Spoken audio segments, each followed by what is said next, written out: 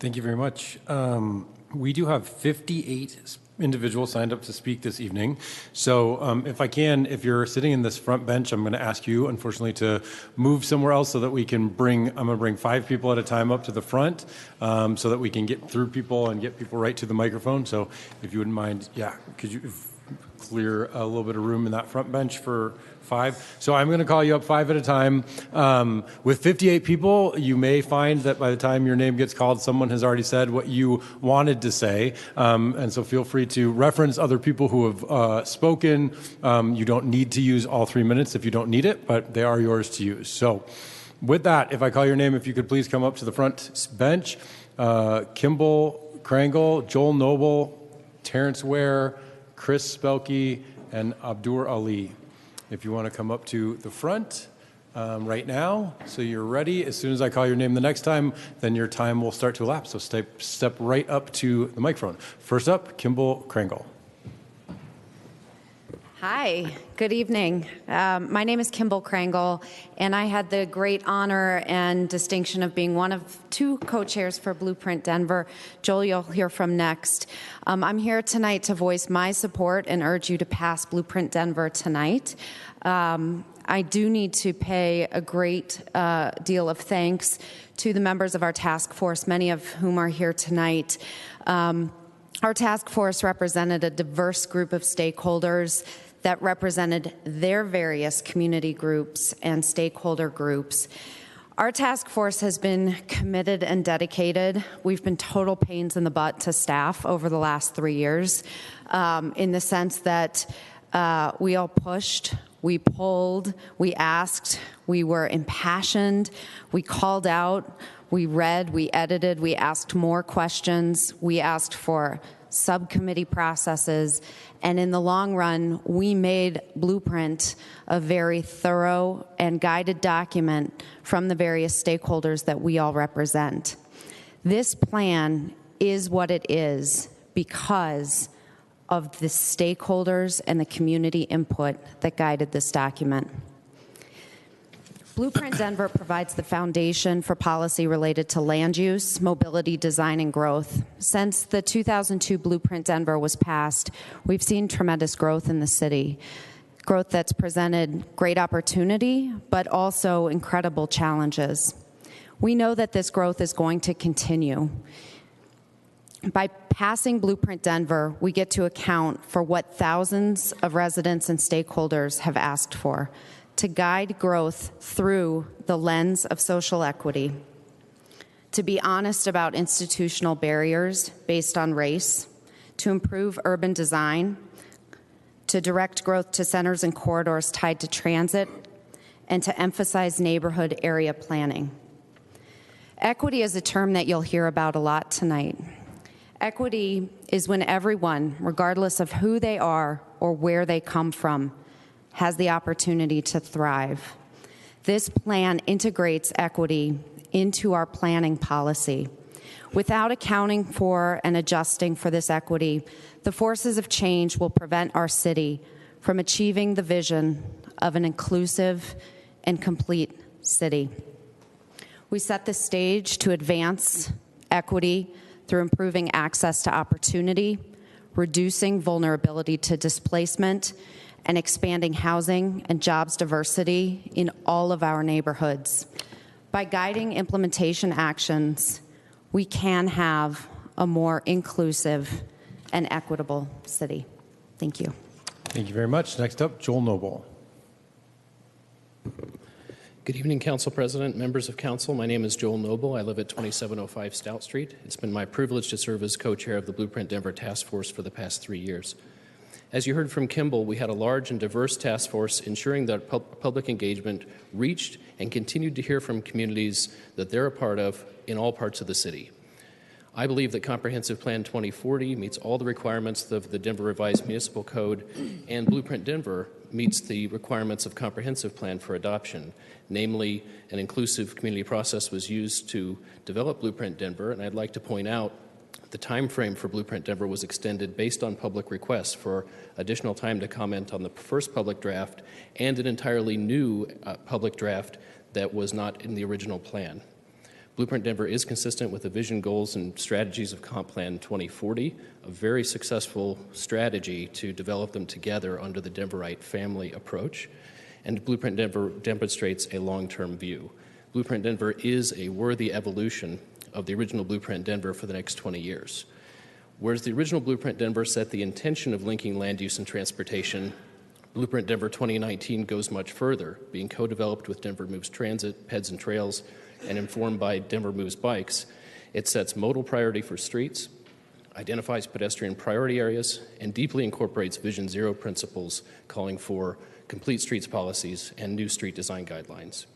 Whereas Blueprint Denver 2002 described a simplistic and often misunderstood concept of areas of change and areas of stability, Blueprint Denver 2019 evolves this concept into a growth strategy map, more strongly emphasizing transit-rich corridors and centers as the key areas for sustainable growth.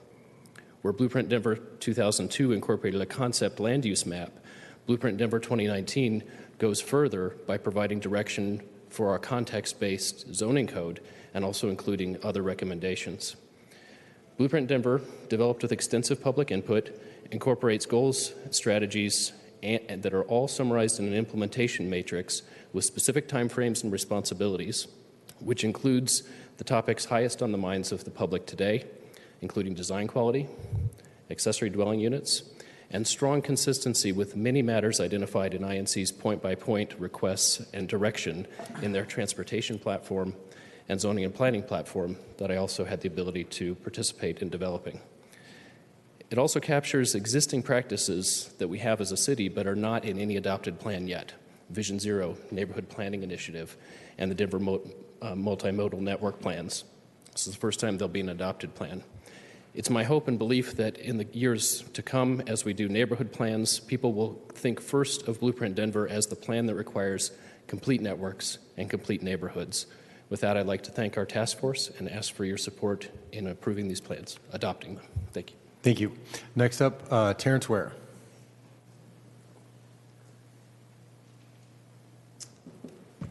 Thank you, Terrance Ware, 2380 Albion Street. I was a member of the Denver Right Advisory Board, and I have to say I'm disappointed in the process and the product. The key thing that I think is missing from the plan are economics and the interplay of economic patterns, impacts, and trends, which are entirely missing from the discussion. The role of government is not just to provide high-quality life, but to provide services and the regulatory framework to direct development where it provides the greatest public benefit. Those services are paid for primarily by property and sales taxes, but nowhere in the plan does it talk about or discuss whether or not there's enough commercially zoned land to generate sales taxes to support these services. Does the mix of residential densities create a drain or supplement the tax base? How do development economics impact the location, cost, construction quality of new development, or the preservation of existing neighborhood character? How does zoning impact property values? And does it act as an incentive for displacement of local businesses and longtime residents, or as a disincentive to housing affordability and diversity? Job growth may depend upon the location and size and availability of land. Is it accessible? Does it have the capacity and the infrastructure? Does the city's infrastructure have the capacity to accommodate additional growth? If not, where will the cost be absorbed? The visual preference survey approach to developing this plan could have incorporated metrics to have given some depth and answers to these choices and decisions, but it didn't. Instead, implementation is primarily regulated or dependent upon the planning department, which is doing as best job as it can, but clearly, when you read through the plan, it talks about a multi-year and 20-year process for that to occur.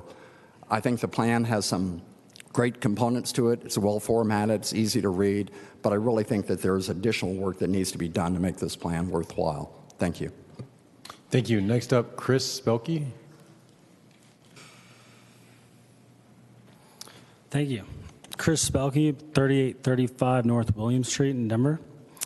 Happy to come tonight, both as a resident of Denver, as well as an avid supporter and put my young career's work towards affordable housing development in Denver. And this plan is really exciting to see come forth and really become the tool that we need to take forward the wonderful efforts that have already been done as part of the inclusive Denver 5-year affordable housing plan, and I think it really meshes well with allowing a lot of the tools that would be created to really create truly mixed income, mixed use development projects that are appropriate for each neighborhood it'll serve. And so, and specifically around aligning with the goals of the 5-year housing plan, I think that one of the great suggestions in implementation follow-up tools is creating informative data and mapping that allows for each council district and also each neighborhood to really analyze where, you know, an affordable housing project and what type of affordable housing project makes sense, as well as obviously creating additional permanent supportive housing homeless projects and where those need to be dispersed throughout Denver. And I think that another unique part of this that we do not have today that really allows the framework to be put in place for the small area planning initiatives that in a lot of the work that we're doing where existing zoning doesn't allow for the mix of uses and truly creating complete neighborhoods that we like to see, specifically around transit and also larger neighborhood redevelopment efforts, that by allowing and empowering residents of that specific neighborhood to come forward and really tell us what is the missing gaps of services that aren't here. This plan would allow us to do that much more easily and include not only affordable housing projects, but also a mix of uses that really truly serves that neighborhood. And then as far as just a quick closing, trying to keep it quick, I mean, everyone knows land is very scarce and growth is inevitable, and we need to find a way to incorporate in appropriate levels of density to really create a true inclusive Denver for the next 20 years, and I think this plan does that. Thank you. Thank you. Next up, Abdur Ali. Left. All right, I'm going to call the next 5 up to the front. Gabriel Guilnume, sorry about that, Christine O'Connor, Logan Meyer, Loretta Koehler, and Ken Schruppel. Gabriel is up first. Good evening. My name is Gabriel Guilnume. I'm the president and CEO of Live Well Colorado. We work on making sure that people in under-resourced communities and communities of color have access to healthy food and physical activity. I was honored to sit on the task force for Blueprint for the past 3 years, and I just want to also say that the planning, the community development and planning department did really an extraordinary job and should be commended for how well they managed such an inclusive process that really required an enormous amount of expertise, openness, and tenacity. As an advocate for an expert in access to healthy food and physical activity, I can say that I am pleased with the attention paid to and creativity displayed in the policies and recommendations included in this blueprint. From the aspirational expectations that every Denverite be within a 10-minute walk to a park and a full-service grocery store, to specific policy recommendations to maximize urban agriculture and access to locally grown fresh fruits and vegetables, to what I believe was one of the more central themes of Blueprint to ensure multimodal transportation system, investing in walking, biking, rolling, and public transit, and the potential of what new technology will bring us in the future. The Blueprint has recommendations for and clear strategies as to how the health and wellness of Denverites can be advanced through its infrastructure. I also know through my 15 years working in the health and wellness arena that the most important strategy lies in our collective ability to implement an inclusive and equitable vision. In my opinion, the Equity Subcommittee, which I also had the honor of sitting on, its most important contribution to the Blueprint lied in its recommendations in translating vision into implementation. Every single policy recommendation here is at risk of being implemented in a way that is not equitable or inclusive. If we are to accomplish a healthy city, a thriving city, an innovative city, we must have the wisdom and courage to engage in an inclusive process that measures success through an equity perspective. There will be many city council elections between now and the next time the Blueprint will enter into this process again. Over that time period, many conditions will change, but our commitment to inclusion in multiple cultures, to resident voice, to diverse economic growth, to multi-use infrastructure, to neighborhoods that tell us our history and inspire our future should be, as the Blueprint implies, centered around equitable opportunity. Approving this Blueprint is about accepting that challenge and accepting it for our future leaders. I'm optimistic that what we've done will help accomplish that, and I appreciate your service and leadership on council. Thank you. Thank you. Next up, Christine O'Connor. My name is Christine O'Connor. I'm going to make a brief personal comment and then put on my INC hat. First of all, the narrative itself in all these plans is wonderful. It identifies everything that we've heard from people throughout the city, identifies the inequities, the displacement, the ratification of affordable housing stock, congestion, loss of park acreage. It's perfect. It says it all. It's picked that up. The problem is it focuses on mitigating these impacts and spreading these impacts equitably. There's no discussion, as another gentleman already mentioned, analyzing what rate of growth we can tolerate, how much water we have, whether it's sustainable. Those are the things that I think are missing. So now I'm going to put my INC hat on to make way for Loretta, who's going to read the INC statement. And I'm the co-chair of the Zoning and Planning Subcommittee. And I've been on INC for about 10 years. And I'm going to read the list of the neighborhoods that make up INC. Alamo Placida, Athmore Park, Baker Historic, Bellevue Hale, Berkeley, Bluebird, Bonnie Bray, Capitol Hill, Chun, Chaffee Park, Neighborhood Association, Cherry Creek East, Cherry Creek Neighborhood Association, Cherry Creek North, Cherry Hills Vista Community Association, City Park Fans, City Park West, Cole Neighborhood Association, Colfax Avenue Business Improvement District, College View, Concha Townhome, Congress Park Neighbors, Cook Park, Merrill, Corey Merrill, Country Club Historic Neighborhood, Cross Community Coalition, Cranmer Park, Hilltop Civic, Cultural Arts Residential Organization, Curtis Park Neighbors, Driving Park, East Colfax Neighborhood Organization, East Side RNO, Elyria and Swansea Neighborhood Association, Fans of Washington Park, Fans of Cheeseman Park, Golden Triangle Creative District, Greater Park Hill Community, Harkness Heights, Harvey Park, Highland United Neighbors, Historic Montclair, Humboldt Street, Hutchinson Hills, Inspiration Point, Jefferson Park, La Alma, Lincoln Park, Larimer Place, Lower Downtown, Lodo NA, Lowry United Neighborhoods, Mayfair Neighbors, Montbello 2020, Old San Rafael Neighborhood, Overland Park, Platt Park, People's Association, Rosedale, Harvard Gulch, Sloan's Lake Citizens Group, Sloan's Lake Neighborhood Association, South City Park Neighborhood Association, South Hilltop, Southmore Park East, Southmore Park South, Stokes Place, Green Bowers, Sun Valley, Swallow Hill, the Unsinkables, United North Metro Denver, University Hills North, University Neighbors, Uptown on the Hill, Virginia Village, Washington Park, Wellshore East, East 38th, West Colfax, West Highland, West Washington Park, and Winston Downs. I'm sorry, but your time is up. I made it. Okay. You made it just Thank under the you. wire. Thank you. Next up, Logan Meyer. Hi there. My name is Logan Meyer.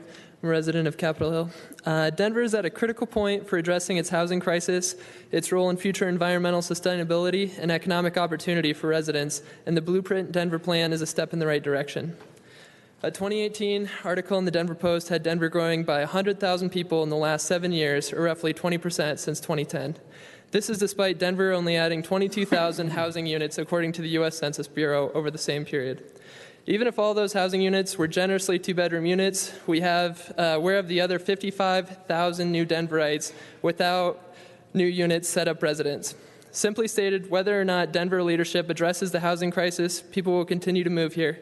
And this change in Denver's population will continue to be the result of people doing what they have always done in cities, which is simply making it work. By living with more roommates, often moving in with family, often in spare bedrooms, or often in unpermitted accessory apartments. These are natural adaptations that have happened in cities since the beginning of time and are only natural reactions to natural market forces. Only in Denver, the market forces have been compounded by inherited onerous and restrictive housing policies, limiting the number of unrelated people in a single unit technically to only 2 people, and requiring a bureaucracy for building, zoning, and change of occupancy permits that are quite simply too sophisticated and costly for the vast majority of Denver residents who could benefit from legal adaptations to the housing supply crisis. In addition to creating a windfall for large, legally sophisticated developers who are able to navigate the official processes, this has significantly contributed to the soaring housing costs affecting many long-term residents. It is important to remember that making policies that limit the housing supply does not mean that people will stop moving here. It simply means that residents will get displaced and or will unnecessarily put tenants in illegal housing conditions. Today, you will hear from people claiming that Blueprint Denver plan is too fast and that they managed to sleep through the last 3 years of community input, development, and countless meetings. To those grappling with the effects of the housing crisis and economic inequality, it is a step in the right direction and long overdue, as current conditions will only continue to further stunt economic prosperity as large rents continue to move from poor to wealthy, young to old, and local residents to large out-of-city corporations. Ultimately, Denver is one of the lucky cities in America that is attracting new creative talent that is moving to this city, whether the city's leadership decides to get out in front and lead from the front or not. For the sake of Denver's residents, families, and its future, I sincerely hope Denver's leadership will heed the call to lead from the front and make this city into an example of what a modern, complete city for all can be. Thank you. Next up, Loretta Koehler. Hi, I'm Loretta Koehler. I'm Vice President of INC and member of Baker Historic Neighborhood Association. And you heard from Christine talk about all of our neighborhoods that are part of INC. INC is a cooperation, is Inter-Neighborhood Cooperation, is an organization of active, invested citizens who promote the integration and promotion of a healthy, strong Denver. So in understanding that, we had a resolution on February 9th. That resolution passed from the majority of our members present at that time, and with some concurrence later on email. And so let me read that resolution. The resolution, although it says April 15th, the Denver Comprehensive Plan 2040 and Denver Right Blueprint Denver and the Denver Game Plan for a Healthy City are scheduled to be voted on April 22nd now. The Denver Right Plan documents are voluminous, detailed, and complicated, whereas collectively the Denver Right Plan documents total more than 1,000 pages and over 100 goals, 300 policies and recommendations, and more than 450 strategies. The maps crafted for individual neighborhoods and subdistricts of the city are complex and require layering of one on top of another to evaluate the implications, whereas there were multiple requests for staff to come and meet with neighborhoods throughout the city to explain very detailed information in the documents and propose changes in local neighborhoods, whereas such meetings with neighborhoods to explain impacts of these documents have not occurred throughout the city. The city's official website listing information received through citizens and neighborhood comments is missing many individual comments that were formally submitted, information identified changes made to the plan documents for the second draft are divorced from the materials listing specific requests for changes and additions received from the public, whereas these plan documents continue to be incomplete and vague in terms of addressing impacts on the city's budget and work program, especially with more than 450 proposed strategies. Denver citizens need more time thoroughly and intelligently to review and provide meaningful input upon the Denver Right Plan documents, and all city council members and the mayor are up for re-election on May 7th, and the mayor, but 2 city council members have challengers. Basically, the Denver Right Plan documents will be Denver's guide to be used for the next 20 years, among other things, to guide decision-making by city officials, staff, citizens, et cetera. And these comments basically just say that there's too much for one public meeting for somebody to sit down and go through 1,000 documents. That can never happen. Thank you. Next up, make it through it. Ken Schruppel. And I think I'm going to call up the next 5 before you get started. So the next 5, if you could come up to the front bench: Sarah McCarthy, Fred Glick, Charlotte Winzenburg, Parry Burnap, and Sherry Way. Go ahead. Thanks. Good evening, Denver City Council. My name is Ken Schruppel. I've been a Denver resident for 30 years, and I currently live in the Highland neighborhood. I fully support the new comp plan and Blueprint Denver. I particularly like Blueprint Denver's conceptual framework of complete neighborhoods. As opposed to the suburbs, where land uses are usually so segregated and dispersed that everyone must drive everywhere, urban areas offer a more fine-grained mix of land uses, housing options, and compact building forms which leads to increased walking, biking, and transit usage, the foundation of any great city. Denver already has a legacy of complete neighborhoods in many parts of the city. Through Blueprint Denver's new Complete Neighborhoods framework, we can help ensure that every Denver neighborhood can welcome their fair share of new residents, whether they are renters or owners, or whether they want to live in a single-family detached home, attached or multifamily homes, or in accessory dwelling units, and that all residents have some neighborhood retail, offices, and other uses nearby that they can get to without a car. Add in Blueprint's vision for a multimodal transportation network supported by the recently completed Denver Moves Transit, ped and trails, and bike plans, and we have the smart and sustainable approach we need to allow Denver to continue to grow and accommodate new residents to live in the city. Finally, I'd mention that over the past several years, I attended several Denverite public meetings and completed several online surveys to provide input into the planning process, which I found to be thorough and engaging.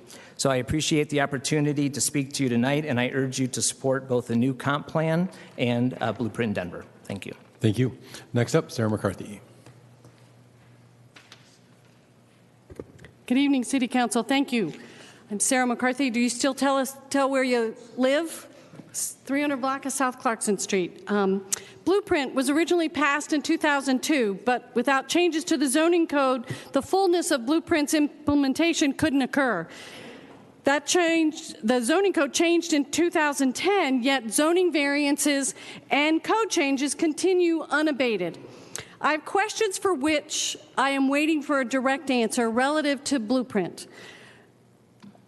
The missing middle. Are we talking wages or are we talking housing?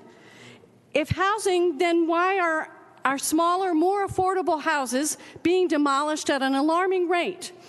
Other cities' new plans mention this concept of missing middle. What are the research studies that were used as a basis for placing such an importance on this concept? Transit. A recent book uses Denver as an example of cities with transit systems built where people were not.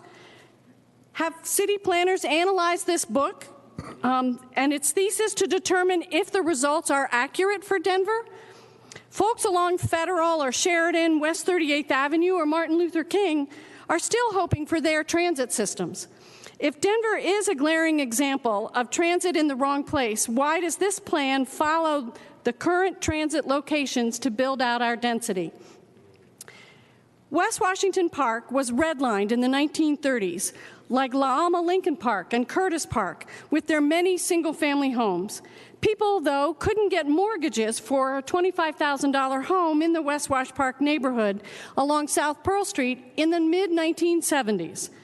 Yet this plan suggests that single-family homes are segregationist, based on what research results.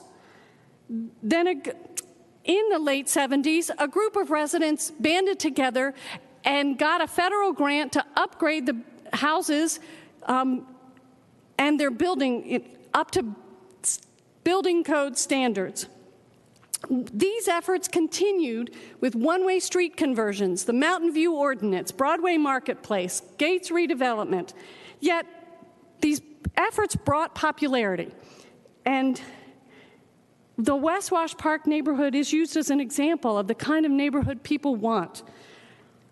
We are characterized as not wanting any change, when what we want is predictability and maintaining the quality of life that we've worked hard to generate and so many others find popular. I have become skeptical after participating in the first Blueprint process. Let's settle on the comprehensive plan before codifying underlying plans, like the new Blueprint. Thank you. Thank you. Next up, Fred Glick. Good evening, Mr. President, members of City Council. My name is Fred Glick, 3850 York Street. I'm here this evening to encourage you to approve without any further delay the group of plans before you, collectively known as Denverite. You've read the reports, you've seen the presentations, you know how many staff hours have gone into this, how many thousands of Denver residents have participated in the process. It is unfortunate that this process, into which so many have put so much time, energy, and thought has become politicized and come to be seen by some as a way to further an anti-incumbency agenda. As a member of the board of Clayton United RNO, I would like to make clear that the Clayton United RNO has certainly not voted to oppose or delay the approval of the Denver Right plans. When the draft came out last August, as an RNO, we reached out to the Denver Right team with questions about how the plans might impact our neighborhood. One of the principal city planners leading the process arranged to come and speak with our members, as well as a few neighbors from just outside our boundaries. David came with his daughter in tow. As to accommodate people with work obligations, the meeting was held in the evening. He explained, he answered questions, he listened. We submitted comments, they were acknowledged, and as I read the subsequent draft, they appear to have been heard. Some have suggested that postponing the adoption of these plans, or even, as some have advocated, scrapping the work that has been done and starting the process over, should be done because there was not enough time for people to read the plans, that there was not enough opportunity for residents' voices to be heard. Let's not kid ourselves. This is politics talking, and it is an insult to the thousands of residents who volunteered to be part of the process, showed up for public meetings, responded online, read the plans, and took the time to give their input. It is an insult to the city staff who have led this process, who have done the research, who have read the tens of thousands of comments residents submitted, staff who have worked nights to bring the process into Denver's neighborhoods, staff who have listened and worked to make these plans reflect what they heard. I urge you to do the right thing and approve these plans tonight. Thank you. Thank you. Next up, Charlotte Winzenburg. Good evening, members of council. My name is Charlotte Winzenburg. I live on the 500 block of South Sherman Street in West Washington Park. I might sound like an echo of Sarah, but I'll try not to be. I've worked on Blueprint for nearly 3 years, since the first advisory committee was put together. And there's much to be admired in advocating for equity in neighborhoods and for complete neighborhoods that serve the needs of residents. But there are some issues that give me concerns. The urban and general urban contexts are already quite dense. The lots are smaller than the ex-urban and suburban contexts, making them more densely populated. WEPNA guesstimated from the last census that we had probably around 9,400 residences within our boundaries. In the last 10 years at our edges, which are Spear, Broadway, I-25, and Downing, we have seen built or permitted almost 5,000 new units.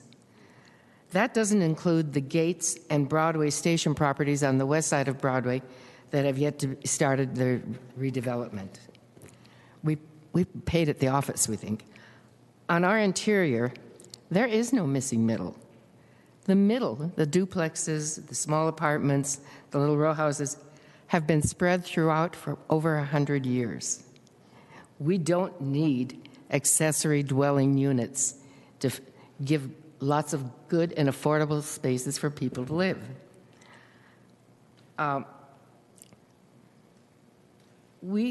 To suggest that we should now allow ADUs in all residential zones when we have worked to accommodate density in large redevelopments around us and cooperated with it. It wasn't an adversarial situation at all. Will be incredibly detrimental to our quality of life. I moved to West Washington Park 35 years ago. Then much of the housing stock was often worn, outdated,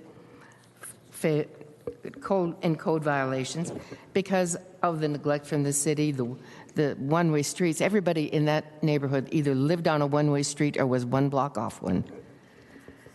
And as Sarah said, many areas were even redlined. But by the efforts of the people who live there, it's become vibrant, livable, popular neighborhood.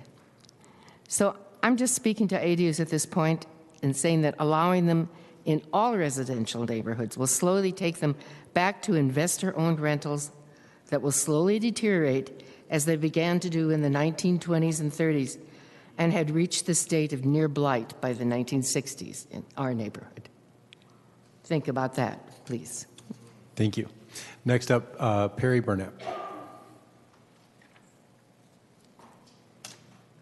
Happy Earth Day, council members. Thank you, Councilman Cashman, for your resolution. My name is Parry Burnap. My husband, Dan Slattery, and I have lived in Platt Park in the same 1885 home, raised 2 adult children there. For 35 years, I've worked as an activist and in public service for sustainability, climate, and for mobility. For the past 3 years, I've been very honored to serve on the Blueprint Advisory Board. In no other collective endeavor, and I've been involved in many, have I experienced such depth of inquiry, sincerity of community engagement, professionalism, and patience by our city staff, and such dedication of volunteers. You'll hear about equity, housing affordability, design, and mobility, all issues that are explicitly addressed by the comp plan and blueprint update. You also heard some of the details in the environmental resilience section. What I want to talk about tonight is that I think with this plan, Denver is setting a new standard for urban planning that is climate forward. Complete neighborhoods will reduce greenhouse gas emissions. All neighborhoods in Denver deserve to be places like Platt Park, where more people can afford to live and meet most of our daily needs within a walk, bike, or transit ride. Complete networks will reduce greenhouse gas emissions. Networks and streets that are designed to prioritize the convenience and safety of walking, bicycling, and transit will reduce vehicle miles traveled.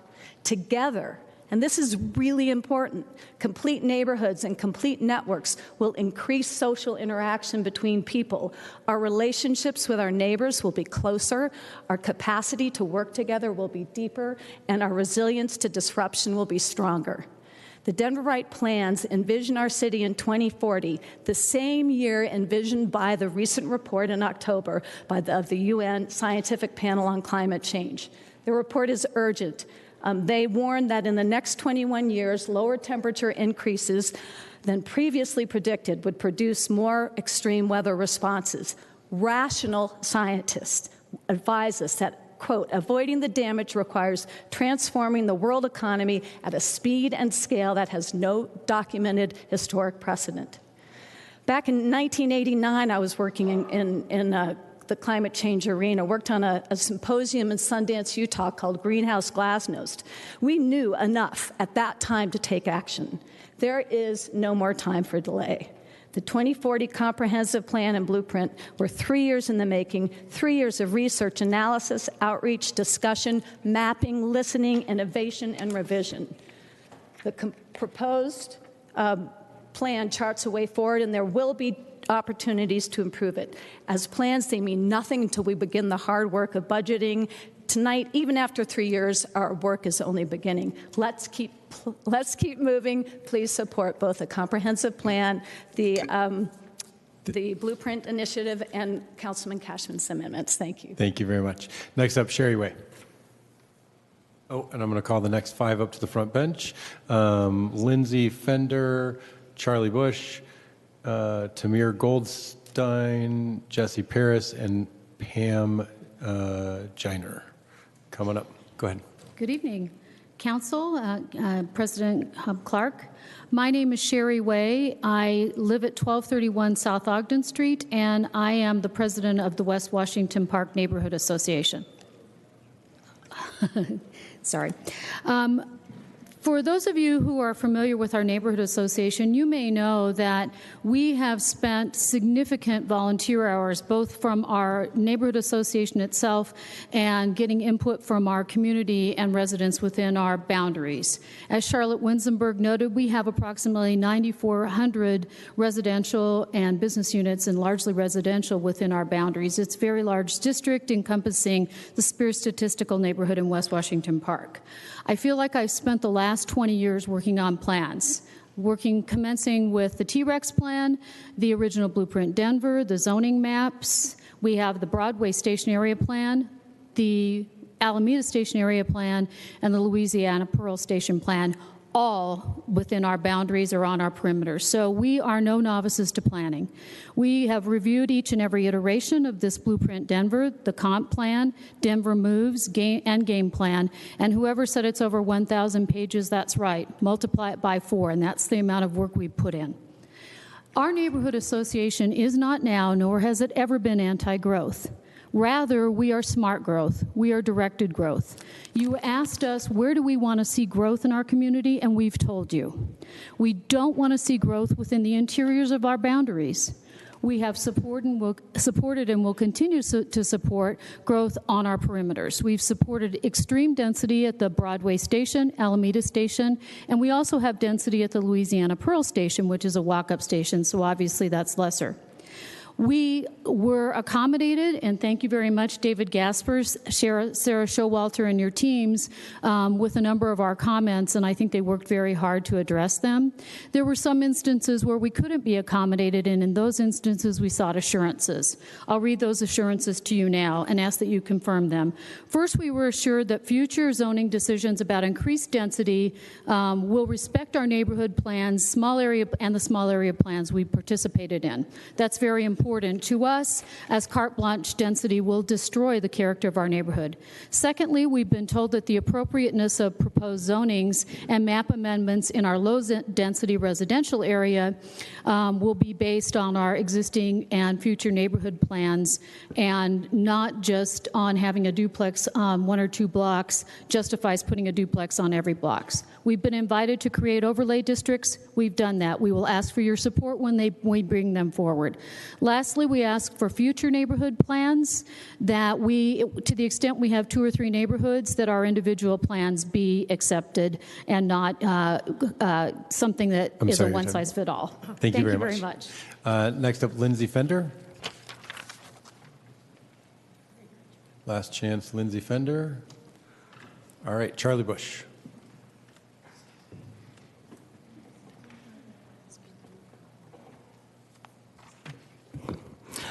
First of all, I want to say that I am a lifelong project manager, and I've had to run many meetings, and this one is just amazing. So, and thank for all of you that have to listen to us talk very quickly.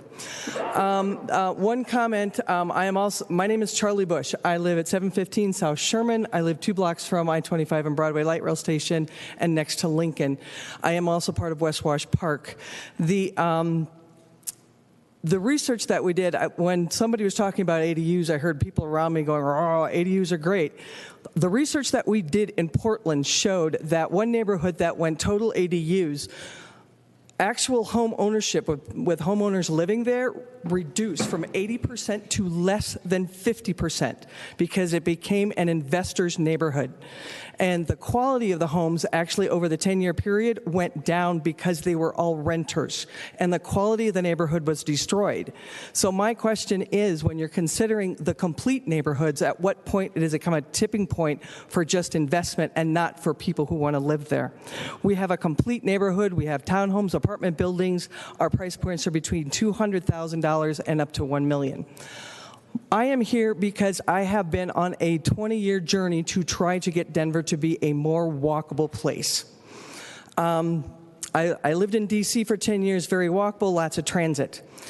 Here in Denver, we allow patios to be drilled into sidewalks, which then become part of the buildings, and it becomes an impediment to people being able to go down the street. If you look at the pictures I just handed you, this is at the corner of 6th and Grant. There's a patio there that just jumps out into the sidewalk. You can't get around the patio because when you go around the patio, you run right into an electrical box. If you try to get into the electrical box, there's only 2 places to step: into the street or into the ramp that is there for the ADA purposes.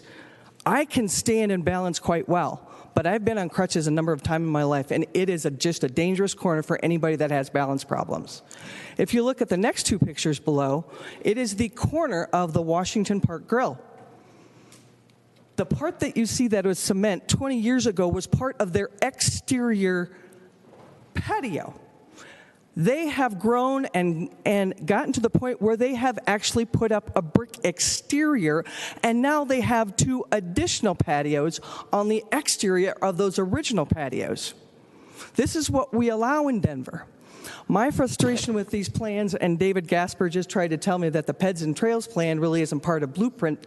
If you look at the second page, it's page 17 of the Peds and Trails plan, and it gives the widths for sidewalks. Hooray, let's do sidewalks. We had somebody here, and I'm going to run out of time. we get to shorten sidewalks because of patios. We need to be able to have sidewalks. Thank you. Thank you. Next up, Tamir Goldstein. Tamir. All right, Jesse Parris. Jesse Parris, representative for Denver Homicide Loud, Black Star Action Movement for Self-Defense, and Positive Action Commitment for Social Change. And I'm on top of the ballot for at large. Make sure you vote by May 7th. I want to read this resolution that was mentioned in the Westwood a few months ago.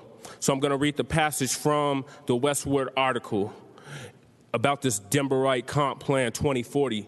In this resolution, Denver, Inc. declares the incoming mayor and city council members cannot be held. I got to go back, sorry. Wrong page. On February 9th, Denver Inter-Neighborhood Cooperation Neighborhood Association, otherwise known as Denver INC, passed a resolution urging the city to pump the brakes on its comprehensive plan 2040, which covers everything from areas of the city designated or not for growth and development. That part of the plan is known as Blueprint Denver, to how the city should build out roads, parks, and transportation options for the coming years. The sheer volume of the Denverite plan documents have been daunting for most neighborhood associations and those interested citizens to respond to thoroughly and intelligently by city-set deadlines. Denver INC declares in a news bulletin released after the passage of the resolution, which was supported by 80% of its members, the documents total more than 1,000 pages with over 100 goals, nearly 300 policies and recommendations, and more than 450 strategies addressing the neighborhood through 2040 as Denver's population increases. The Comp Plan 2040 is scheduled to be held and voted on Denver City Council today, being Earth Day, April 22nd, just in time for the new election, the municipal election. In its resolution, Denver INC declares the incoming mayor and city council members cannot be held accountable for the Denverite plans passed immediately prior to their election. This is something that will guide us for 20 years, and it's happening way too fast, says Drew Doctor, a architect, president of the Auraria and Swansea Neighborhood Association and delegate at large for Denver INC. Something of such impact and long impact ought to be carefully considered. Doctor claims that drafts of the Comp Plan 2040 only include cherry-picked feedback from community meetings with residents instead of some other common suggestions like requiring stricter design rules for new buildings. As for development, Dutcher maintains that the current plan is too vague. I will say that the Denverite documents are aspirational and very lofty goals which are unimpeachable, sustainable health, all of these things we love about Denver.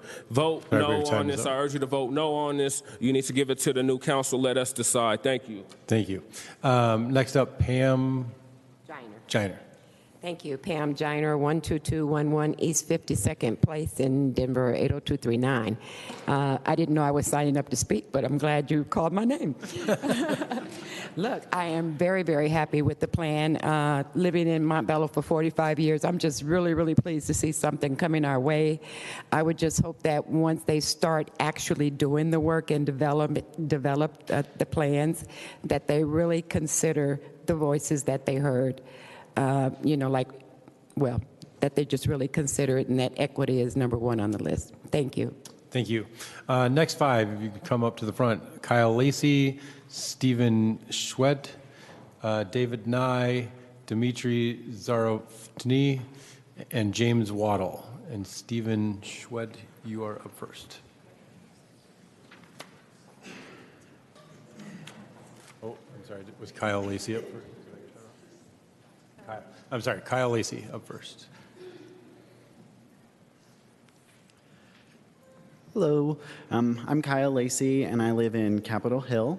Sorry, mine's going to be really short, but I really support this plan, and I really hope you all do too. Thank you very much. Stephen Schwett. Yeah, I'll keep it short as well, and I strongly support Blueprint Denver, and I hope the council will pass the resolution. Thank you very much. David Nye. I'm David Nye from 891 14th Street in Denver. I'm here to speak today for those who are too afraid to cross Colfax, too afraid to cross Spear, or too afraid to cross Broadway to make it here to this meeting tonight, to walk across, of course. And for those who couldn't make it here because of buses that only run every 30 minutes, sometimes on time, and were prevented from coming here tonight because of those. And I'm here to just say I strongly support this plan for obvious reasons, and I urge you to pass it today. Thank you. Thank you very much. Dmitrii Zavorotny, I'll let you say your last name. It's Dmitrii Zavorotny. I live in 1950 North Logan in Uptown. And I'm here today to urge council to please support Blueprint Denver. I think it's been, we're approaching close to 20 years since the last Blueprint. And since that time, Denver's grown from about 500,000 people to about 670, 680. I think this process has been going on for about 3 years, and delaying it is simply a tactic to to stop growth. And I think what we need to understand is that growth is not the enemy. It's the lack of housing that's the problem. As long as we have a robust economy, people are going to want to come here for the opportunity. They're going to come here for the sunlight and the mountains, and you're not going to stop that. What you're going to end up doing, and here's a quick anecdote. I immigrated to this country in 1990, and I moved to Boulder. In about 93, my parents were looking for a house in Boulder, and Boulder, as you know, is very restrictive on housing, and they decided to deny building permits that year. As a result, they moved over 10 miles away, and for the last 30 years, they've been commuting. Adding to the carbon footprint and adding to the pollution of this area. If we go the direction of Boulder, we're going to see housing prices skyrocket. I believe their average housing price is 1.5 or above. That's absolutely insane.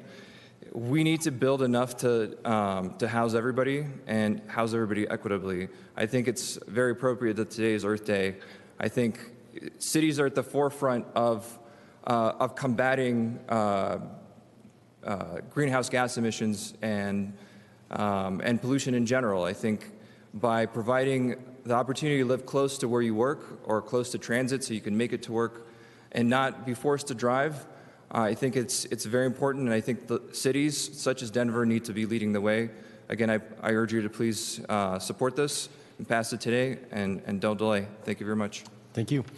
James Wadell, and then I'm going to call the next five up. David Schultz, Shane Wright, Jill Locantori, Sarah Sunderhoff, and Darrell Watson, if you want to come up to the front. Go ahead. All right, thank you. My name is James Wadell. I live in Fine District 9, and I'm the Executive Director of Bike Denver. We are also part of the Denver Streets Partnership Coalition.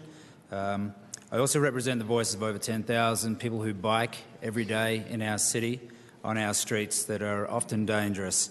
I'm urging you all to adopt the updated version of Blueprint Denver tonight. I've said publicly that Denver is a gold medalist in the Planning Olympics and are sometimes finalists in the Implementation Olympics.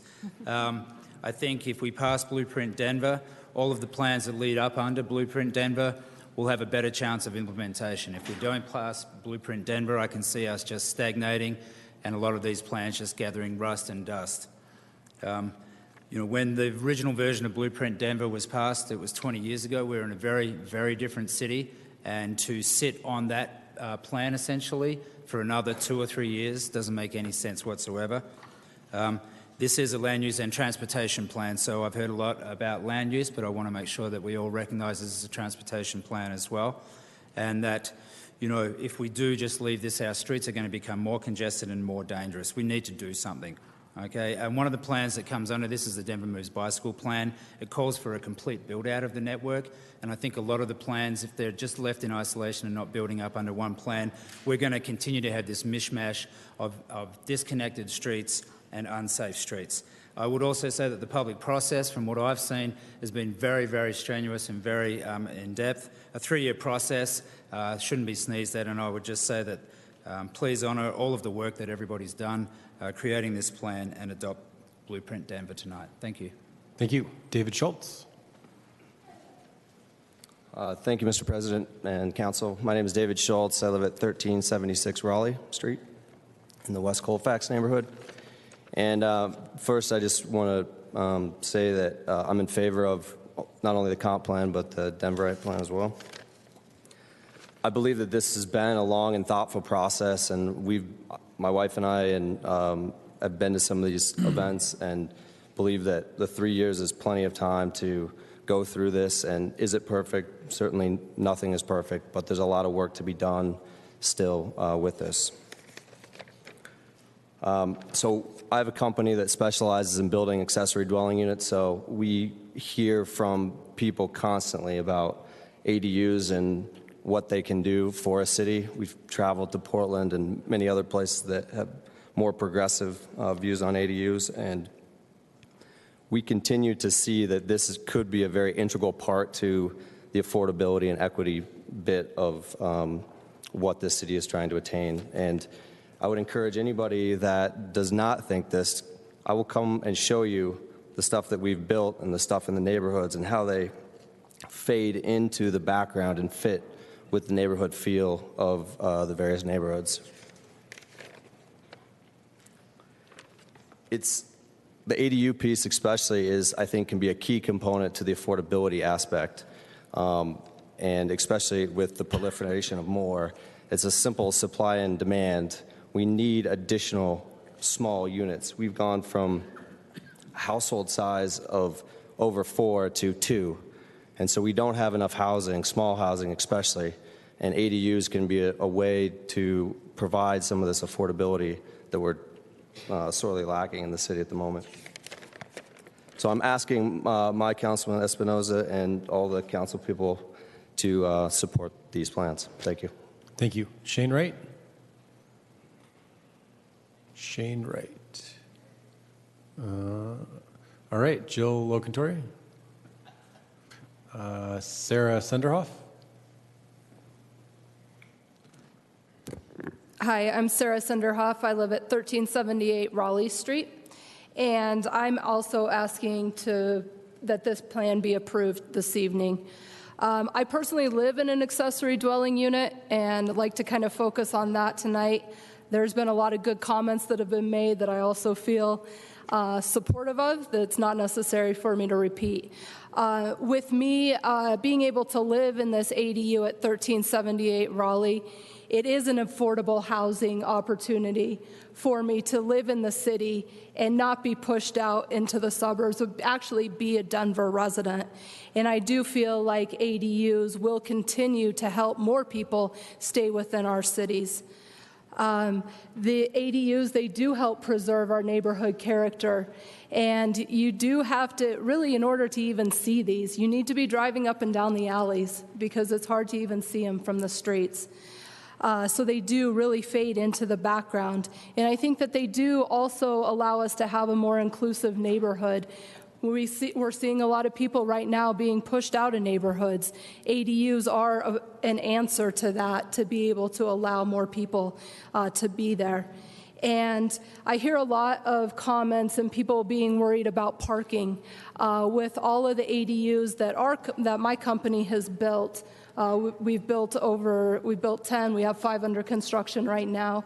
All of the garage spaces, all of the garages have where we have built these ADUs, people weren't using them for parking. It was basically a big storage shed. And by the ADUs that we're building garages with living quarters above, and we're actually adding parking.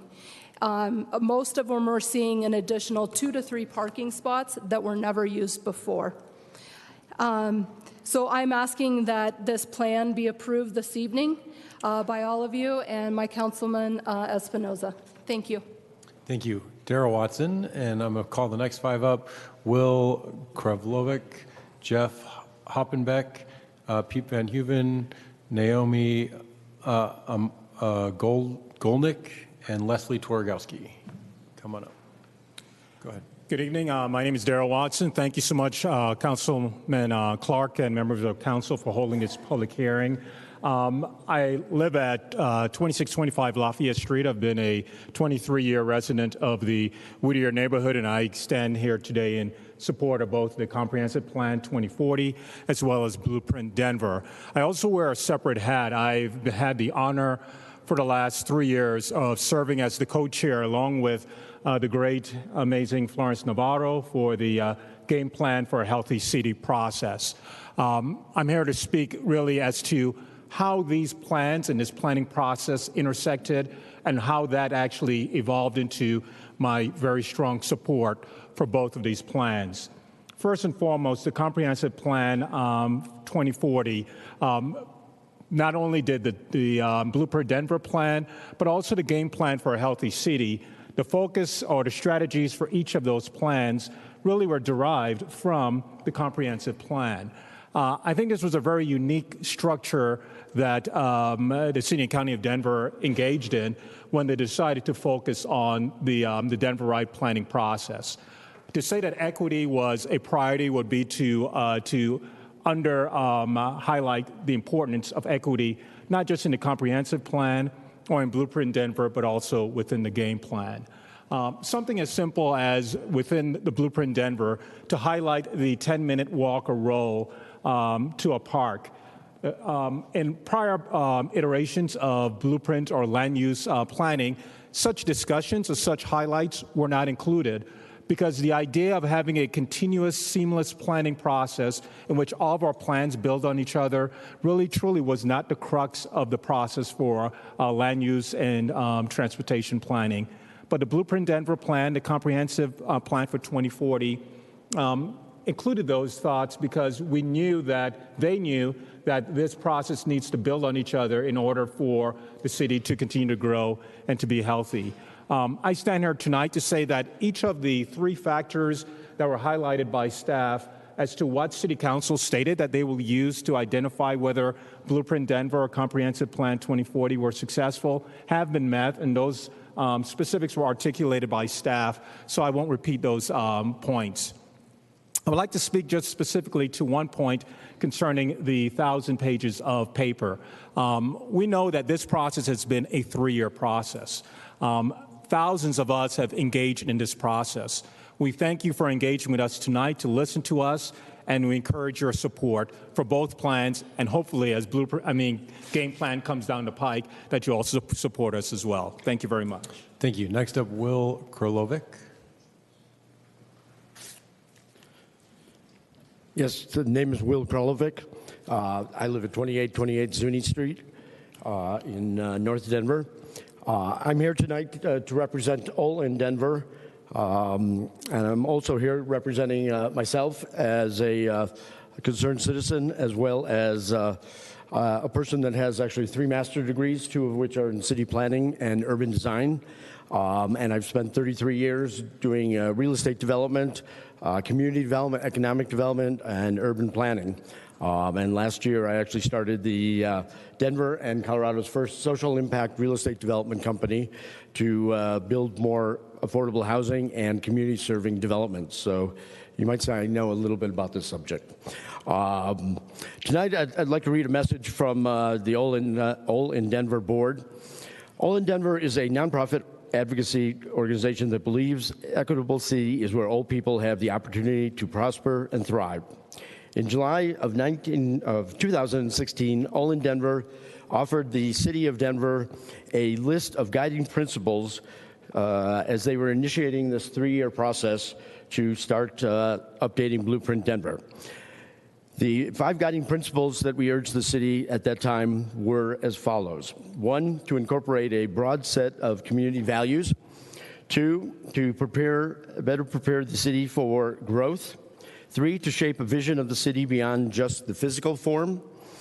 4, to provide more sophisticated version of land use and transportation planning beyond the old binary framework of either areas of change or areas of stability.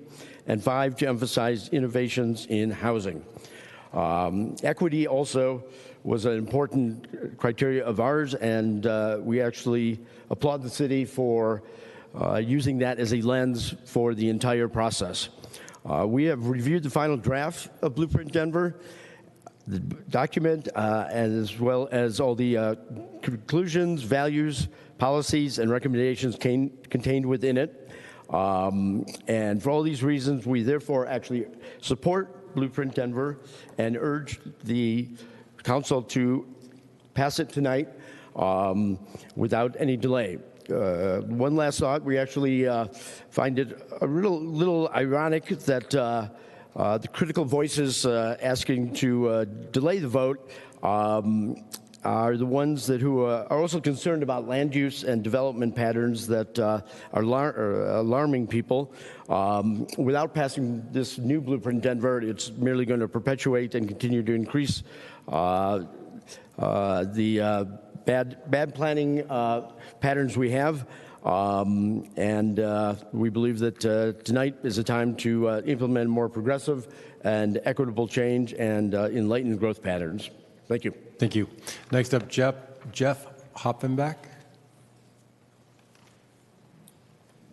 Hi, my name is Jeff Hopfenbeck. I'm a resident of Congress Park. I live at 1350 Clayton Street, and I'm here to urge the council to pass this plan for two primary reasons. First, as a matter of principle, this plan is the result of 3 years of input, hundreds of hours, if not thousands of hours of staff time, work of hundreds of volunteers, and input of thousands of community members. It was an incredibly thoughtful process that I believe should be respected, and I object to the idea that more time will lead to a better outcome, or that the plan should be politicized in the way that it has. Also, as a matter of policy, I believe that this plan is a step forward for our city. It represents a step towards equality, towards inclusion, towards sustainability, and frankly, towards better design. And in particular, I'm encouraged by the push towards more missing middle housing strategies. I think that we have an affordability crisis in our city, and this is a really thoughtful and low-impact way to address those concerns and address those real problems that we have. I know this because I live in a neighborhood and on a block that epitomizes the missing middle. Our block has 3 low-rise apartment buildings. We have 2 duplexes. We have 14 single-family homes. We have an ADU, and we have 2 fourplexes. It is the missing middle, and it's a lovely place to live. It's diverse. We have a $1.5 million house, and we have Section 8 housing, diverse different people that live there, diverse income levels. And frankly, I think that more people in our city should have the opportunity to live in such a wonderful neighborhood and in a connected community like we have at 13th and Clayton. I ask the council to support this plan and approve it today. Thank you. Thank you. Next up, Piep Van Heuven.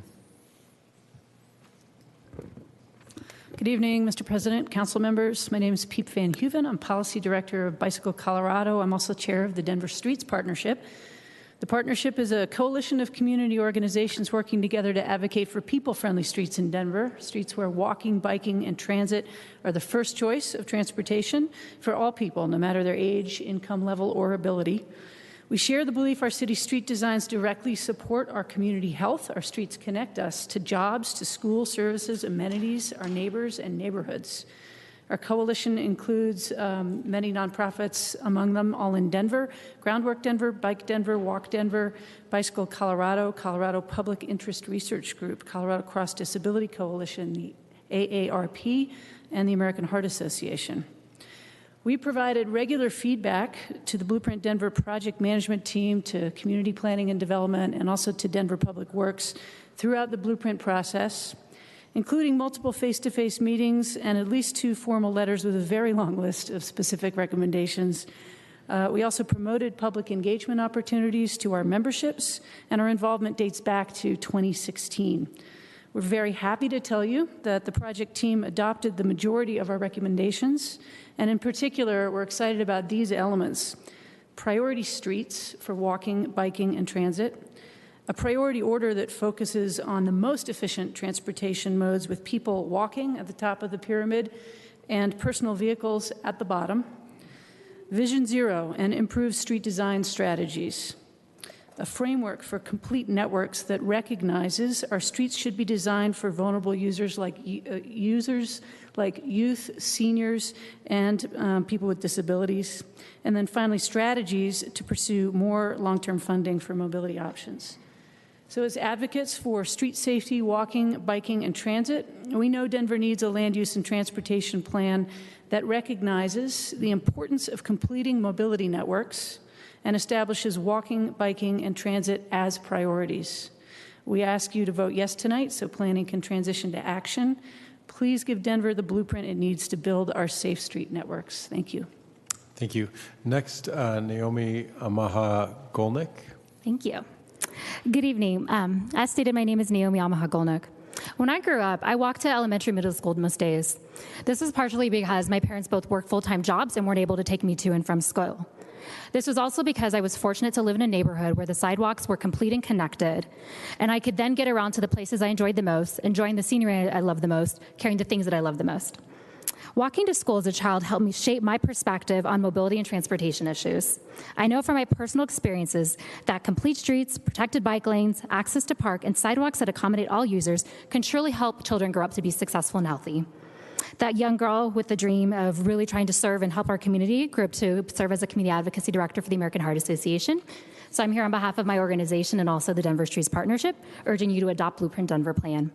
We ask that you adopt this plan because it helps really guide the next 20 years' values specific to complete neighborhoods and complete transportation networks, land use decisions through the lens of social equity, sidewalks that connect the community to parks, public transportation, and schools, roads that include designated and protected bike lanes, and streets that accommodate all people and can help us safely and actively get around our community. When our children can play and either walk or bike to school, parks, or playgrounds, they're more likely to be healthy and do better in school. A study from the American Journal of Preventive Medicine assessed 150 core communities using what they called a community walkability index. And through that research, they found that youth were more likely to be healthy and less likely to be obese if they lived in walkable communities. Adopting Blueprint Denver will help ensure a framework for complete networks that recognizes that all streets are designed for the most vulnerable users, including our youth. Therefore, I ask that you all vote yes to adopt the plan, and we look forward to working with you in the city in adopting this plan. Thank you. Thank you. Next up, Leslie Twarogowski. Hi, thank you. Leslie Twarogowski, 1754 Olive Street. I'm with the East Side RNO. We do not agree with the INC's statement of postponing this vote. We're strongly in favor of the Blueprint Denver plan, and we strongly urge you to pass it tonight. On a personal note, I'm very excited for ADUs. I think they absolutely belong. Well, I think we need to look at density additions in all neighborhoods, not just in Alvis's district, not just in Raphael's district, but all across Denver. So I'll be back next week to talk on behalf of the small, tiny houses, which also belong in our neighborhood of East Colfax. Thank you very much. We strongly hope that you pass this initiative tonight. Thank you. All right, the next five, if you could come up. John Ricky, Teresa St. Peter, Ryan Keeney, Andrea Burns, and Adam Estroff. And John, you're up first. Hello, good evening. My name is John Ricky. I live at 2650 West 13th Avenue in Sun Valley. I don't claim Sun Valley as my own. I've only lived there for about a year. Before that, I lived in Capitol Hill. Before that, I lived in Clayton, Congress Park, Uptown, Virginia Village, Montclair, and when I was a child, I lived in University. I have not lived a static life. I've lived in houses, I've lived in apartments, I've lived in condos, I even lived in an ADU. I have rented, I have owned, I've been a landlord. Over the course of my life, I have moved, I have grown, I have changed. Our city is moving, it is changing, it is growing. The city should do that. This plan allows for growing and changing, and it is not static. This plan should not be static. It should move and grow and change. This plan, we will find out things that don't work in the future, and we will change those things. This is not the end of the line right here. This is the beginning of the journey. Cities compete for growth. More growth brings more resources to everyone, more talent, more opportunity. It allows us to provide more services. We need these things. We fight for these things. We come to a point where we think that we can have economic growth, commercial growth, without allowing any residential growth. Those ideas are at odds, and we need to move past that. This plan acknowledges that that growth happens. It doesn't stop that growth. It doesn't change that growth, but it does guide that growth, and that's what we're looking for. We're looking for guidance. So what are the risks of not moving forward tonight? There's a risk that there has been a lack of input on this plan. I would venture to say that of the 700,000 people who currently live in Denver, maybe 695,000 of them simply want a functioning, resilient city with economic and housing opportunity for everyone. How they get there, they are not really interested in the details. That's just the general direction that they want to go. And they will, if there's a plan in place, they're happy. Over the 3 years that this plan has been created, which I'll remind you is 15% of the time that it's actually supposed to be in force, everyone has had an opportunity. They might not have taken it, but there has been an opportunity through the 25,000 comments, through the dozens, scores of public meetings, different times, different places. It's all been there. In conclusion, I would like to warn that delaying this plan, or worse, allowing that delay to become a scrapping of the plan and starting over from scratch would be a waste of resources, a waste of time, and a waste of goodwill. I urge you not allow that to happen. Please vote in favor tonight. Thank you very much. Thank you. Next up, Teresa St. Peter. Hi there, Teresa St. Peter. All of my points have been covered tonight, so I do want to say two things. I live at 1235 East 12th Avenue. I am a responsible, caring community member and a renter. That is not a contradiction, as some other folks may have alluded to earlier today. And thank you so much for all of the years of extensive effort that council, staff, and the community have put into this very important plan, and I hope that you pass these tonight. Thank you. Thank you. Next up, Ryan Keeney. Hi. I'm here to support the adoption of Blueprint Denver and the comprehensive plan. First, I would like to state that I participated in many public meetings regarding this plan going back to early 2017, and that I participated or volunteered on the Denver Right Street team to collect public input at the Colorado Black Arts Festival. I think the notion that the community has not been sufficiently engaged is preposterous in the face of all of these meetings and the thousands of public contributions. Second, I would like to state that I identify as someone who holds yes in my backyard values. I believe that in order to be as inclusive as possible, Denver needs to allow for growth. If we don't, I worry displacement will worsen. Blueprint Denver provides a vision to accommodate that growth in ways that are minimally disruptive to neighborhood character. It calls for allowing ADUs and duplexes in all neighborhoods and calls for focusing the most intense growth in transit corridors and centers. This leads to my third point. On this Earth Day, I support Blueprint Denver's call for sustainability. Blueprint Denver's call for complete neighborhood will make it easier for people to access goods and amenities on foot. And the plan's focus on transit, pedestrian, and bicycle prioritization will help us reduce the mode share of car trips in our city. This is critical if we want to stand a chance in the fight against climate change. Land use and transportation must work together to help us change our unsustainable car-dependent lifestyles. Personally, I think Blueprint Denver could go further in allowing more diversity of housing types in our single-family zone neighborhoods, and I know that I'm not alone in this. I think the plan as is really quite modest, and that is a testament to being a good compromise of all the different perspectives of the residents of this city. Because of this, and because it calls for sustainable, equitable, and inclusive growth, I urge Council to adopt these plans. Thank you. Thank you. Next up, Andrea Burns. All right, Adam Estroff. And I'll call the next five up. Jeff Walker, Alison Torvik, Gosha Kung, John Desmond, and Brad Buchanan. Come on up. Go ahead. Hi, my name is Adam Estroff. I live at 1801 Chestnut Place in District 9, and I'm the president of YIMBY Denver. We're a group formed to promote Yes in My Backyard values. Many of our members and supporters are here tonight, and we are encouraging, both as a group and myself individually, are encouraging the passage of Blueprint Denver and the comprehensive plan. This new plan is great because regardless of who wins the upcoming elections, it's a better plan than the old one. This is a plan that was built out of 3 years of compromise. As Ryan said, this doesn't go as far as I would like to see, but that's because it represents working really hard with members of a number of different neighborhoods, many of whom have shown up here tonight, and at a number of other meetings. This change that's going on in Denver, it is pretty scary. Our homes are part of our identity. They're our community. They mean a lot to us, and so people are fiercely protective of them, and I just really appreciate how much everyone really cares and loves this city. I believe that the changes called for in Blueprint Denver are going to spread development more equitably.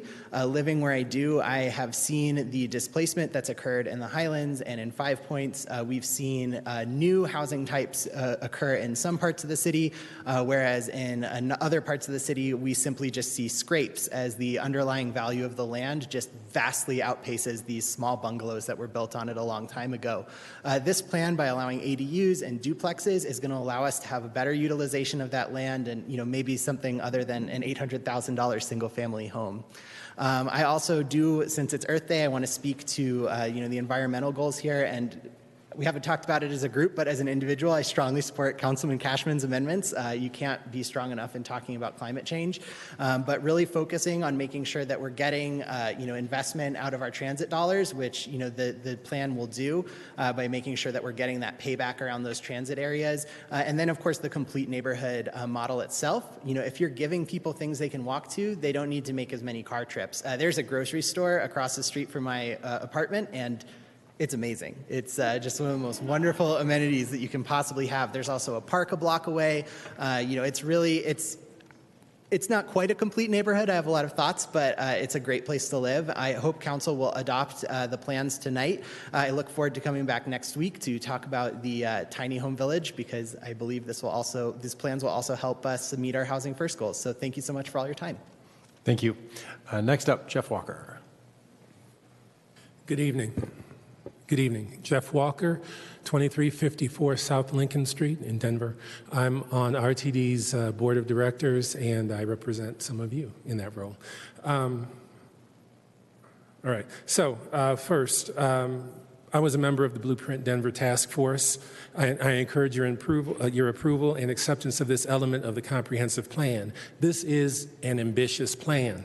I'm excited about the attention it pays to functionality of streets and their effects on residential and commercial uses, the attention it pays to equity, the attention it pays to opportunity, and its acknowledgement of the possibility of displacement.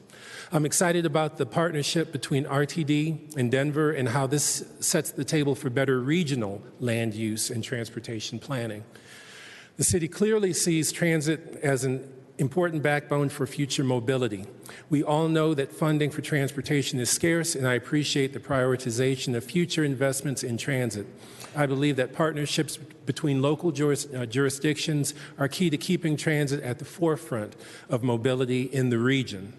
I feel that the continued partnerships between RTD and the City and County of Denver is central to successful mobility in the region.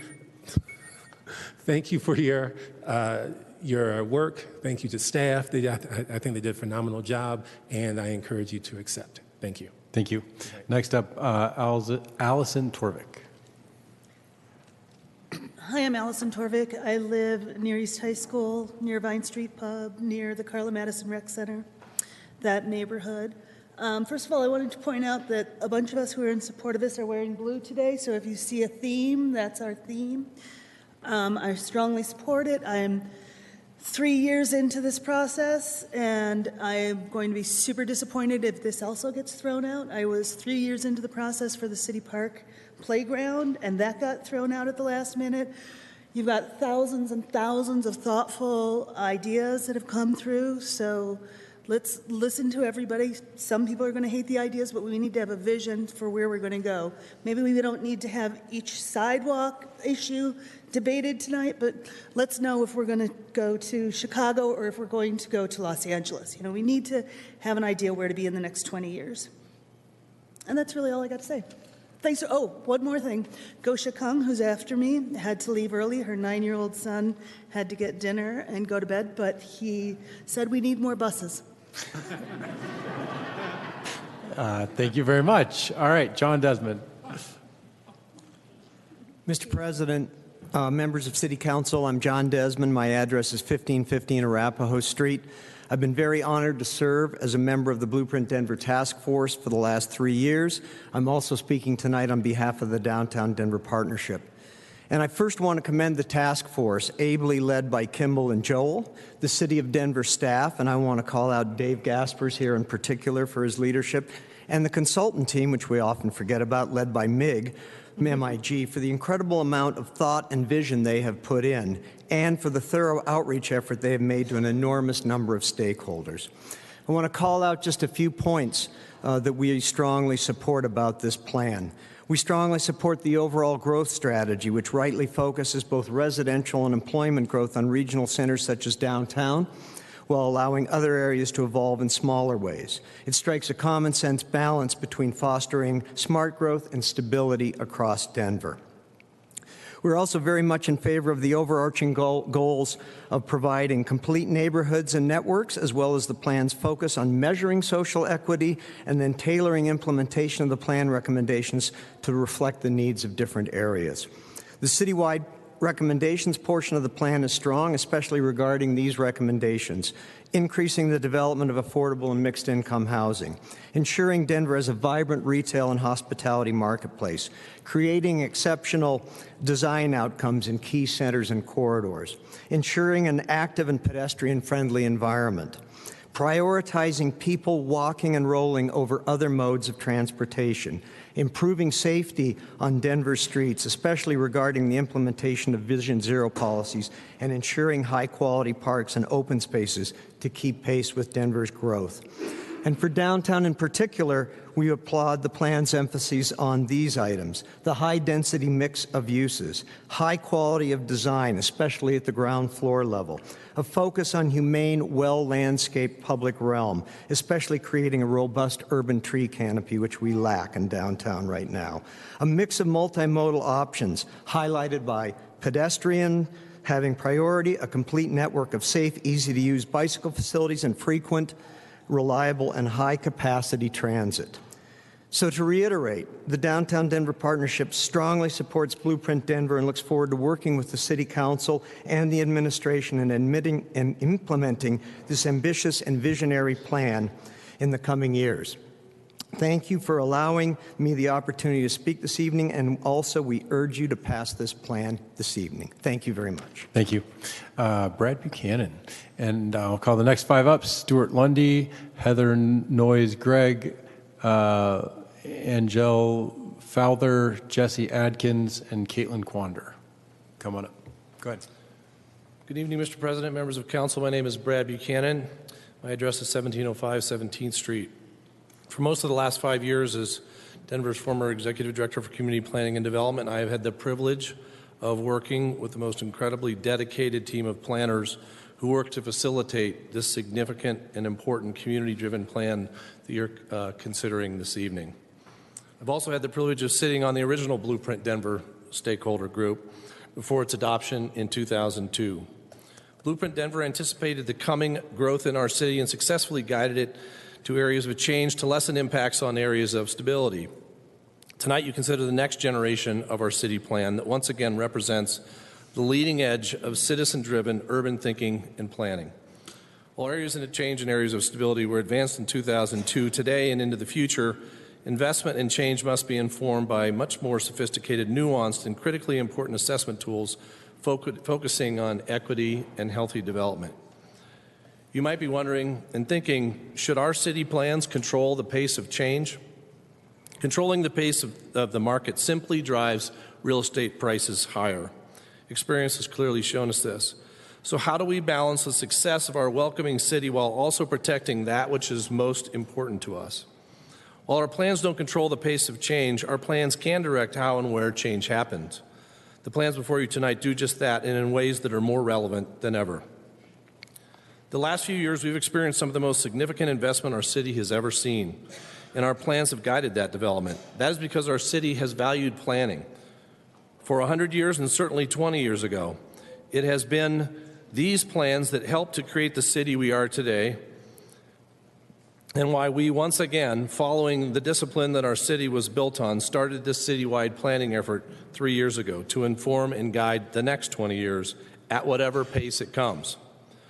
Our plans choose to value all people and all cultures. They choose to value open space and art and opportunity. They choose to value equity and design. They choose to create livable, affordable neighborhoods that grow responsibly and thoughtfully. These values we hold require sophisticated planning tools that consider more than ever before to ensure we are considering all the contributors that create change in our city. The plans you consider tonight have been driven by the voices of our community. They represent thousands of staff hours in working with thousands of citizens' hopes, fears, concerns, and dreams for their block, neighborhood, and city. Never has the community conversation been better informed with data and the impacts of their choices involved in the process of creating a city plan. I hope you will support this important next step in keeping Denver, Denver. Thank you. Thank you. Next up, Stuart Lundy. Stuart. All right. Heather Noyes-Gregg. Good evening. My name is Heather Noyes-Gregg. I live at 4492 Xavier in Northwest Denver. Many of my concerns and comments have already been addressed, so hopefully I can keep this short. I was honored to serve on the Blueprint Denver Task Force and also the Equity Subcommittee.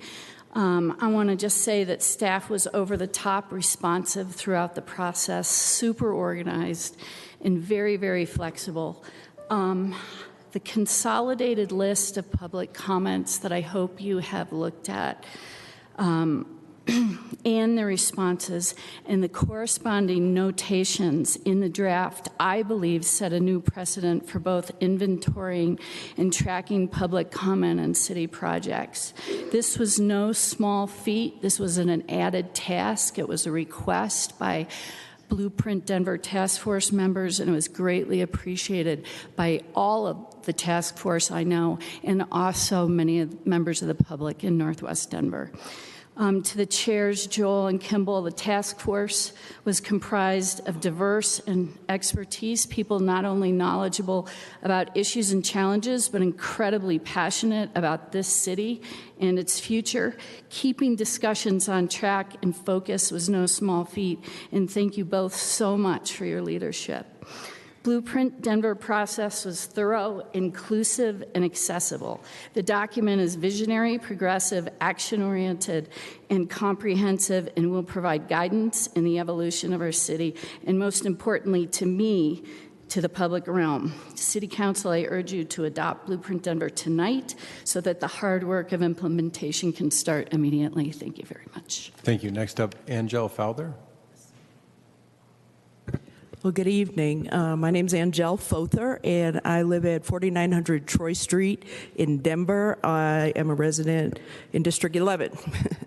And so a lot has been said. I don't know if I'm 57 out of 58. I think there's more to come, but I won't go down into the weeds with you. I would like to just talk about my feelings. Talk about how I feel. And I had the privilege also to serve on the Blueprint Task Force for Blueprint Denver for 3 years. And I have to admit, when I first was appointed to the committee by Mayor Hancock, I was skeptical.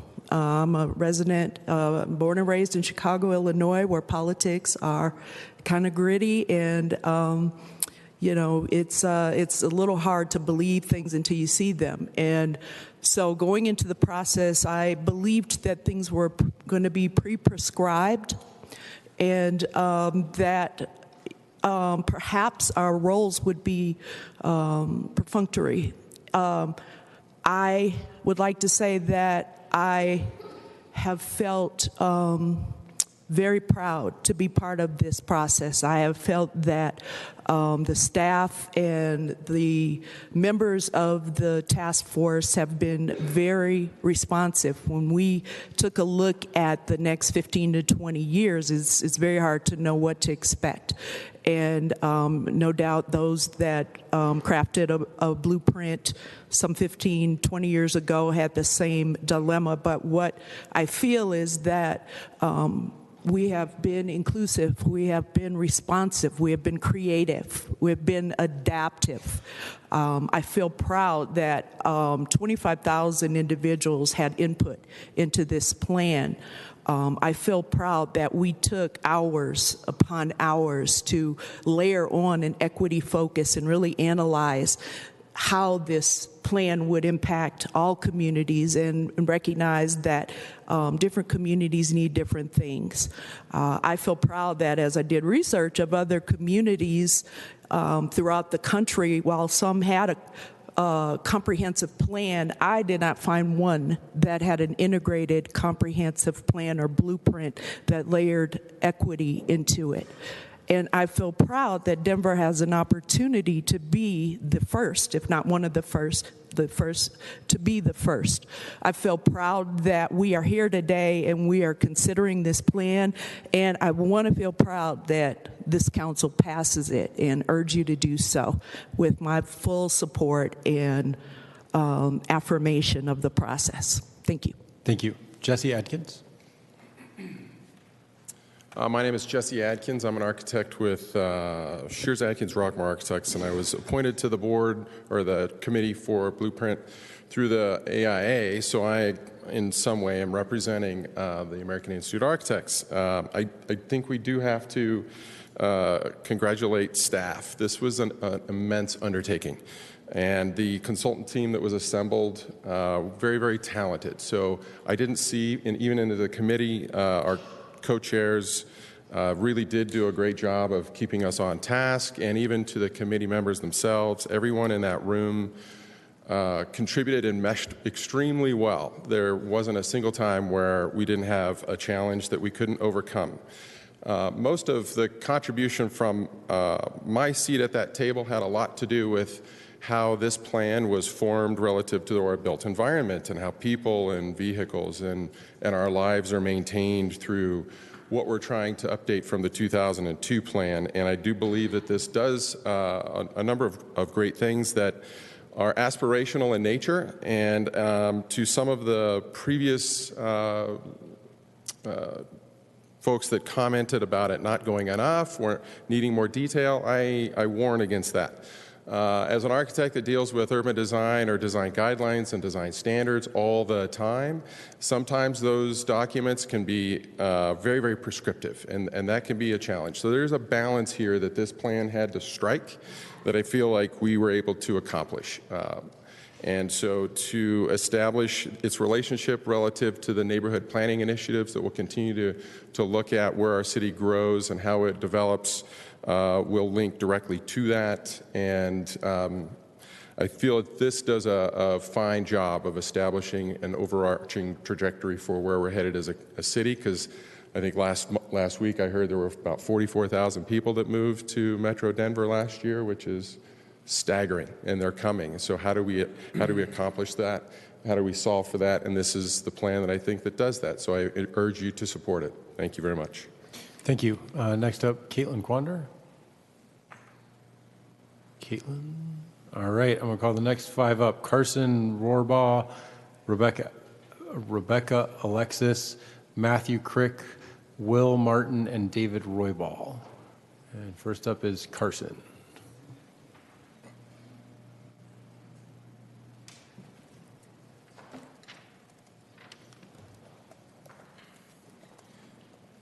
Good evening, council members, and thank you for your time. Here to voice my support for Blueprint Denver, most specifically as it relates to the changes regarding ADUs. I know we've heard a lot about that tonight. Two things I wanted to point out that haven't been mentioned, more so clarifications. ADUs are, as they're explained in Blueprint Denver, they're for primary residences, not investment properties. So you're not going to see people coming in, buying 5 houses in Wash Park West, where I live. By the way, I left that out intentionally with how many people had comments from there earlier. You're not going to see people coming in, buying a bunch of houses, turning the garages into ADUs, and all of a sudden, it's just a bunch of investors without any interest in the community. These are people like myself who have bought houses, are looking for ways to make them more affordable. About a year ago, I purchased my first home, a 125-year-old Victorian-style house on Logan Street in the Wash Park West neighborhood. Despite higher offers from other parties, the sellers chose my offer for two reasons: my commitment to keep the house intact and my sincere interest in restoring the beauty of the property. I was told that the other interested parties were developers with plans to scrape the lot, divide it, and build two modern houses where my current house stands. They can't be faulted for their objective of maximizing the use of the land by turning one residence into several, but the inevitable change to the neighborhood landscape and the loss of the innate beauty of one of the street's older houses are changes that can't be undone. Adding an ADU to my lot is an alternative that accomplishes the same goals of the developers in Blueprint Denver: more efficient land use, additional housing, without disrupting the neighborhood or the landscape of the neighborhood or the integrity of my 125-year-old house and the even older neighborhood. My current zoning restricts my ability to build an ADU, but that's why I'm here tonight. Please vote yes on Blueprint Denver and give homeowners like myself the opportunity to make our mortgages more affordable while helping to increase housing throughout the existing communities. Thank you. Thank you. Next up, Rebecca Alexis. My name's Rebecca Alexis. I'm a Denver native practicing architecture, living in the Platt Park neighborhood. I recommend approving Blueprint Denver and the Comprehensive Plan 2040 as it is written. I agree with many here that there is no time for delay. The state of in particular, the allowance of ADUs into all neighborhoods is critical. Over 2 years ago, the state of California mandated ADUs in every jurisdiction throughout the state. They did this because of safety. Here and there, people are building spaces in their homes and in their garages that are not safe for their family and the people moving to Denver. By allowing ADUs everywhere, we can support safe, permitted housing that does not impact the curb appeal of established neighborhoods and literally cleans up our alleys. Thank you. Thank you. Matthew Crick. Thank you, City Council, for hearing all of us tonight, and thank you to all the city planners that put all the work into this and to make this initiative something really great.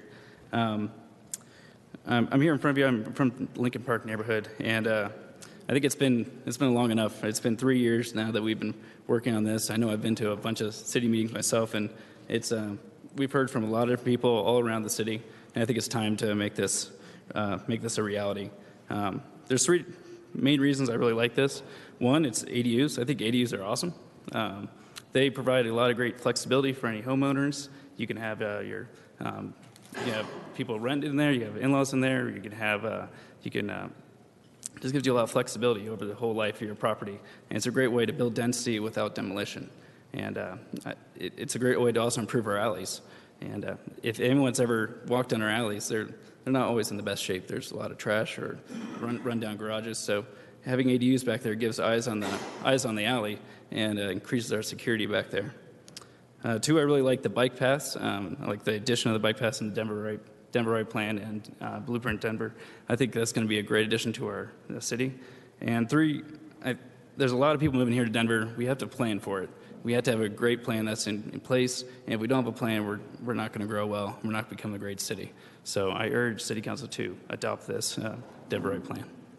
Thank you. Will Martin? No Will Martin. David Roybal? He left. All right. Last three I'll call up. Margie Valdez, Jeff Baker, Stephen Chester. Margie Valdez, you're up first. Stephen Chester.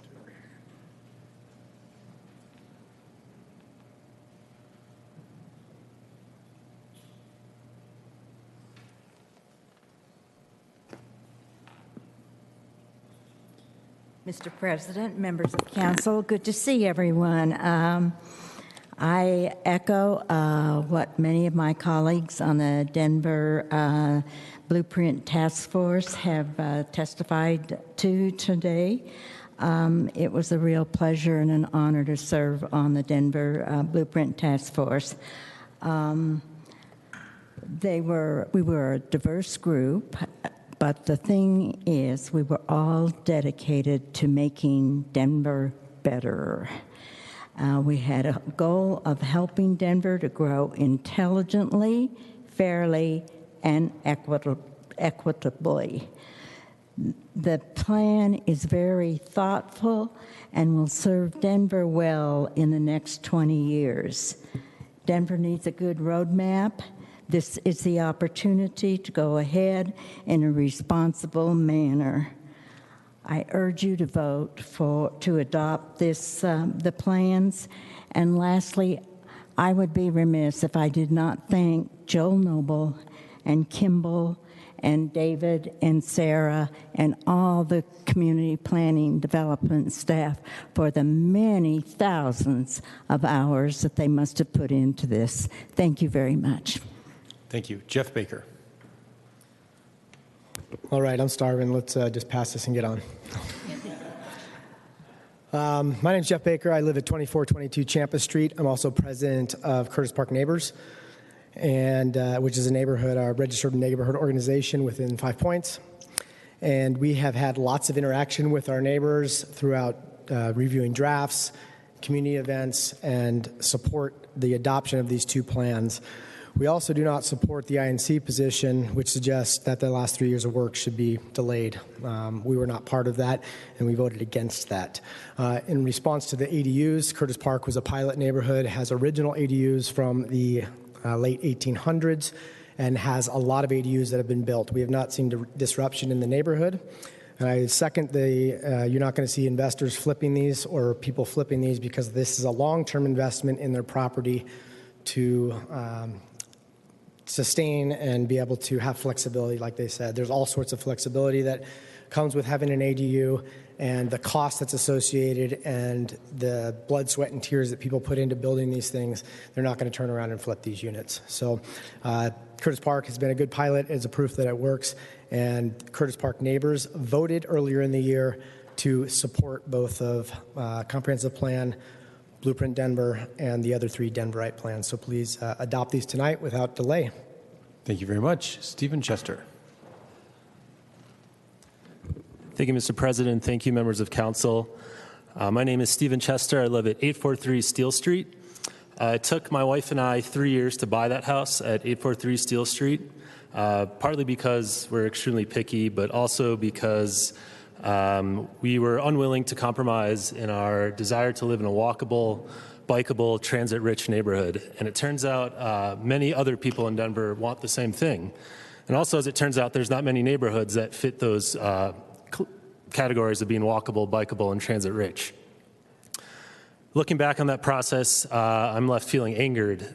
Angered primarily because I'll be the first to admit my wife and I are privileged. We're privileged to live in this great city, but we're also privileged because we don't face the barriers that many other residents in Denver face when it comes to institutional racism, socioeconomic barriers, and let's just leave it at those 2 barriers. Those other residents of Denver also want to live in walkable, bikeable, transit-rich neighborhoods as well. And this plan goes deeper than any plan has ever before in Denver to undo those barriers and to create a truly more inclusive Denver. So I urge you to support this plan. With a slight disclaimer that I previously worked with the city and county of Denver with CPD for about 8 years, and I had the privilege of working alongside David and Sarah for many of those years, and I just want to thank them for their unbelievable amount of time and effort and passion that they put into these plans.